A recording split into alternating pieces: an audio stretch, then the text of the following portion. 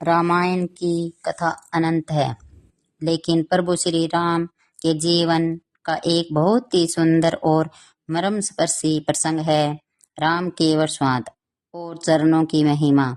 यह कहानी हमें सिखाती है कि भक्तों में चालाकी नहीं बल्कि मासूमियत और प्रेम की जीत होती है। जब भगवान श्री राम को 14 वर्ष का वनवास मिला तो माता सीता और भाई लक्ष्मण के साथ वे तमसा नदी पार कर आगे बढ़े। चलते चलते वे गंगा के तट पर पहुंचे। सामने विशाल और पवित्र गंगा मैया बह रही थी। प्रभु को नदी पार करनी थी, इसलिए उन्होंने वहां खड़े एक केवट नाव चलाने वाले को बुलाया। भगवान राम ने केवट से कहा, भैया हमें अपनी नाव में बैठाकर उस पार ले चलो। लेकिन केवट ने एक ऐसी शर्त कही जिसने सबको हैरान कर दिया।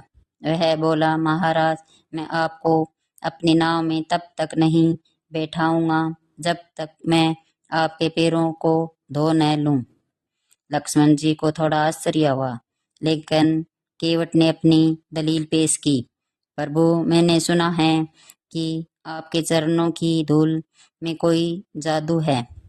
आपने जंगल में एक पत्थर को छुआ था तो वहां एक सुंदर स्त्री अहिल्या बन गई। मेरी नाव तो लकड़ी की है, अगर आपके पैर पड़ते ही मेरी नाव सुंदर स्त्री बन गई तो मैं क्या करूंगा? मेरा परिवार तो इसी नाव की कमाई से चलता है।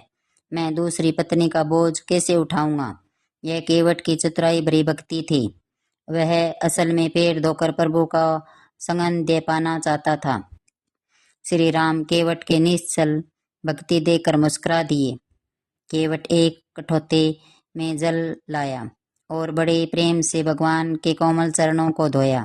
कहते हैं कि उस समय आकाश से देवता भी इस दृश्य को देख रहे थे, क्योंकि जो चरण स्वयं गंगा के उद्गम हैं उन्हें आज एक साधारण भगत गंगा जल से धो रहा था। पैर धोने के बाद केवट ने बड़े गर्व से उन्हें नाव में बैठाया और गंगा पार कराई। नदी पार करने के बाद श्री राम को संकोच हुआ कि उन्होंने केवट को कुछ दिया नहीं। उन्होंने अपनी उंगली से एक कीमती अंगूठी निकाली और केवट को देनी चाहिए।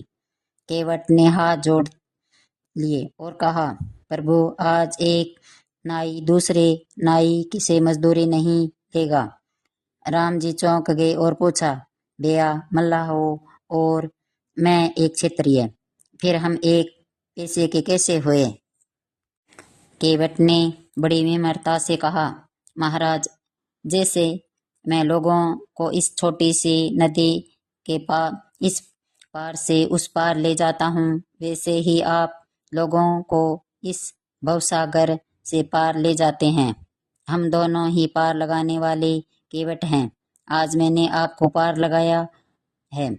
जब मेरा समय आएगा तो आप मुझे उस पार लगा देना। यही मेरी मजदूरी होगी। भगवान श्री राम की आंखों में आंसू आ गए। उन्होंने केवट को गले लगाया और उसे परम पद का वरदान दिया।